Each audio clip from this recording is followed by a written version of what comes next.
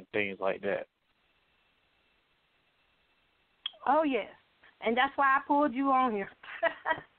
Because I think it's important. I think it's important also to know the history, because then you won't really fall for anything. Like the Nightingales, there are some of the older groups, the Supreme Angels, which thank you for helping me write that article on the Supreme Angels. Y'all, if y'all have not gone and read that article yet, please go to WordPress or look on the Facebook UGA Indie Station. We have that article up there. Reading about the Supreme Angels. They are going to be celebrating their 68th anniversary up in Sanford, North Carolina, coming this Sunday at 4 p.m. So are you going to be there, Devyn? Try my best to make it down there. Awesome. I'm going to try my best, too. I can't say if I'm going to be or not, but I'm definitely praying and going to send my love. But I just thought it was, because I go to a lot of programs, and they are quartet programs, and I always see Michael Kempson in them. Just about everywhere I go, I see the Supreme Angels. And one thing I can say is that the group is just humble. You know what I'm saying? Oh, yeah. Like, we have a lot of quartet groups now that are just hyper mean. They just mean. Some of them are mean. Now, I'm just going to keep it real. Some of them are mean. You go to the programs, and they throw their nose up, and they feel like, as most people say, they have already arrived or whatever. But when I look at these older groups still coming in humble, and they have every right to be, crazy with it, because they've been out here a long time. But when I see them coming in here humbled, that's a blessing. So I felt like, I want to write something for Michael Kempson and them, because Michael Kempson has always showed me love no matter where I went. And so I found it only fitting to do it for the anniversary. And I can say that article hit so many countries. I did not know that so many people love the Supreme Angels. And Slim and the Supreme Angels, yeah. Wow. So what's your history on that? Go on and tell it. Well, me and Mike been friends for a long time, and all the other guys that's going on. Well, I still talk to Greg. I talked to Greg this week, and he's still doing good. Mm-hmm. And I've been seeing them for a lot of years. I actually saw them at the North Carolina Fall Gospel Classic many years ago, and Slim used to come and preach every single night, and we just go way back. Wow. See, now I didn't know that stuff. And it's good that you're keeping up with it, because in my opinion, the ones that are like you that believe in the history and know the foundation will be the ones that will keep quartet going. Now, speaking of that, we've heard a lot of people say that quartet is dead. And then we hear people say that quartet is still alive.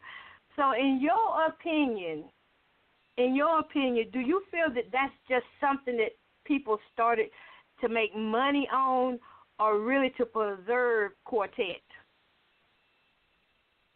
Well, no, quartet is not dead, because they have, sometimes if you go to a quartet show, they have more people than Kirk Franklin will, because quartet, people love it all over the world, and you see how much love we get when you go to the different programs.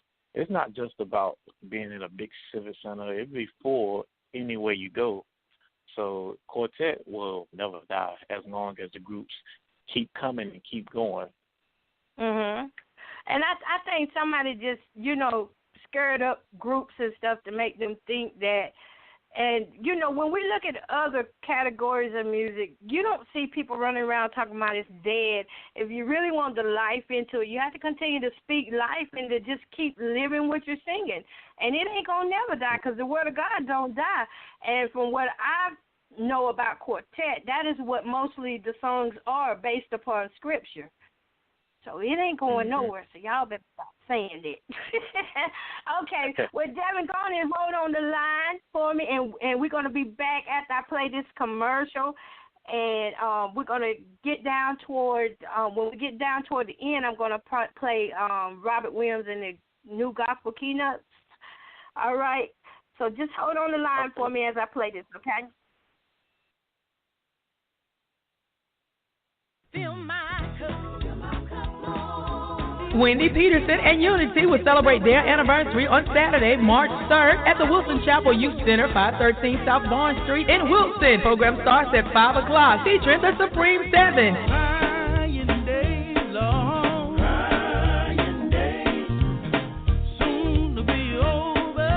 George Dickens and the Gospel Disciples.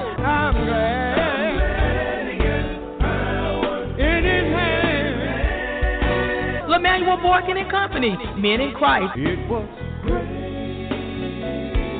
that brought me. Mary Brown and the Spiritual Singers. What's the matter with Jesus? He's all right. Barry Parker and the Jubilees, Men of Fellowship, J.A. McDonald, All Stars, and more. Tickets are only $15. They're available right here at WCPS. If you would like to be a vendor, call Wendy at 910-624-1408. That's Wendy Peterson and Unity anniversary, Saturday, March 3rd. You don't want to miss it. Can I get a witness here tonight? Coming to the Dennis A. Wicker Civic Center, 1801 Nash Street, Sanford, North Carolina, on February the 25th, it's the legendary Supreme Angels of Milwaukee, Wisconsin, celebrating their 68th anniversary. And to help them celebrate, it's the Jackson Southern Edge of Jackson, Mississippi. I got the love of Jesus. Also, Bishop Darrell McFadden and the Disciples of Brooklyn, New York.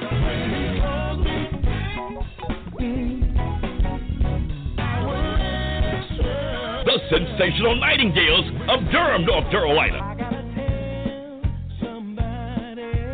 Roy and Revelation of Hopkins, South Carolina.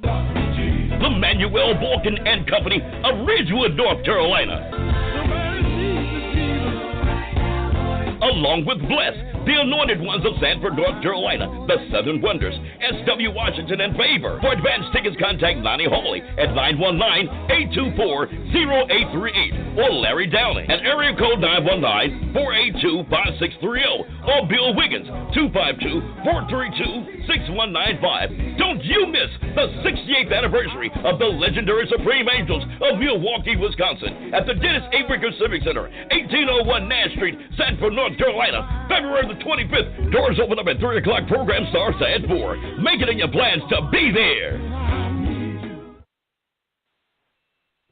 All right, y'all. That is going to be this Sunday. I am definitely going to try to make it there. I got to make it there. Y'all hear all those good groups, the Jackson Southerners, oh, my God, S.W. Washington and Favor. All those good groups are going to be there. I got to try to do something. All right, y'all. So I got on the line with me the Quartet Man all the way from Rocky Mount, North Carolina. All right, Devyn, you still hanging in there with me? I'm still here. I heard that. He's still here. All right. So where do you see Quartet going for the future? I see it going back to the top. I can see it back on TV and in the main stages, in the main civic centers and auditoriums and places like that. I think it'll go back to the top. Oh, yes. And, you know, I think the only reason why you don't see more quartet in the mainstream areas is because we don't have groups who want to get educated, and we don't have groups who want to reach outside of the circle. You know, you still can be quartet and reaching different people. You know, I was doing an article last night for the Oak Ridge Boys out of Nashville, and, you know, they're a big-time group. And they actually was telling me to put in that article that they got their gospel sounds from quartet, Black Gospel Quartet. Yeah. That's what they told me, Black Gospel Quartet. That's where we got our sounds from. So this new release they got came from quartet. So, you know, people are still listening. To this day, they're still listening. Yeah. So all it's going to take is everybody just humbling down and really getting that education in there, spiritual education and business education in order to reach out to different avenues, different venues, you know, not being scared that you're going to lose who you are. Because if you know who you are, then you can do whatever you want to do with it. You know what I'm saying? You can leave and come back if you want to. Yeah. Yeah. So who are some of the groups now that you are listening to? Well, there's a lot of upcoming groups. I like Angel Robinson and High Praise, and Lil J and the Spiritual Boys, and Royal Revelation, and a lot of the young people. Now, Little J actually made history for the Stellar Wars, didn't he? He was one of the youngest quartet artists to ever win the Stellars. Now, that was a huge accomplishment. Everybody should have been shouting around and throwing confetti and everything. and for him to be so young, so young. I mean, that's a blessing right there. That was a blessing. Mm-hmm. Oh, yeah. So tell us something about your event. I know you got a program coming up. Oh, yeah. It's going to be in Rocky Mount, North Carolina. It's going to be September 1st, 2018. I got a couple groups coming. I'm going to have the new keynotes, Robin and the Keynotes, and Ricky McDuffie and the Family, and I'm going to have a special guest to come, and it's going to be real good. All right. Ricky McDuffie, all them groups finna turn it out. They finna turn it out. That's going to be a good time in the Lord right there. You already know, don't you? Uh-huh. You already know. So will you be down there in March helping celebrate Tyrese's birthday? Yes, I'll be there. Awesome. I'll be there as well. And those of you that are listening, if you are a vendor, and you want to be a part of Tyrese's 13th birthday celebration, all you got to do is email me at mzkokobowden@gmail.com, or you can inbox me on Facebook. We do have some vendor spots available, and I'm willing to register you up as soon as you contact me.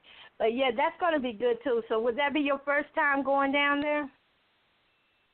Yes, it'll be my first time. Wow, you've been missing out. I've been to everyone since you've been doing it. I think it's been going on now like 2 years, and I tell you, it's been good. It's been a packed house every time. It's been really good. So what made you decide to go ahead and start doing, appreciation service for yourself? Well, it actually started last year, and somebody came up with the idea, and we just went along with it, and we decided to do it again this year. Awesome. Well, somebody came up with a great idea, because if it was not for your work, a lot of groups, and I do mean a lot of groups, they can say what they want to say, but the truth is welcome in heaven. A lot of groups would not be known right now. You know that? That's right. And by you promoting with them like that, that helps them to get bookings and stuff. So they, everybody should be glad to come in and help someone who's helping them. I mean, because that's just real. A lot of groups I did not know until I started going on your page. And I know that's why a lot of people go on your page, to get that history, to see who's who, really. To see who's coming out, who's been out. You can go to your page and get all kind of history.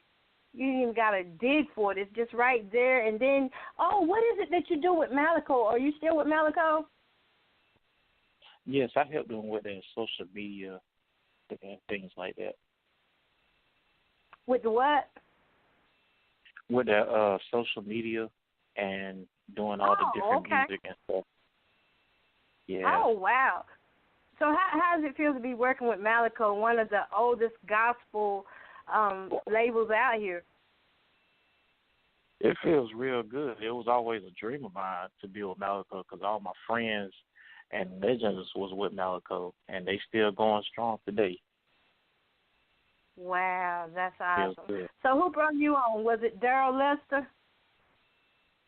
It was actually somebody in the staff. I can't remember their name, but it was somebody else in the staff that brought me on. Oh, okay. So are you the one that be praying? Yeah, they saw my work. Are you? Go ahead. Oh, I said they had saw my work that I was doing on Facebook, and they decided to bring me in and help them out with some of their stuff that they're doing. Oh, yes. I'm telling you. And a lot of people need you out there, because, social media is so big. It's not the only outlet, but, people come to social media for everything. Come to social media for drama, come for happiness, come for laughs, come for music. And when you got someone that's putting it out there the right way, you know, that's going to bring in some bucks.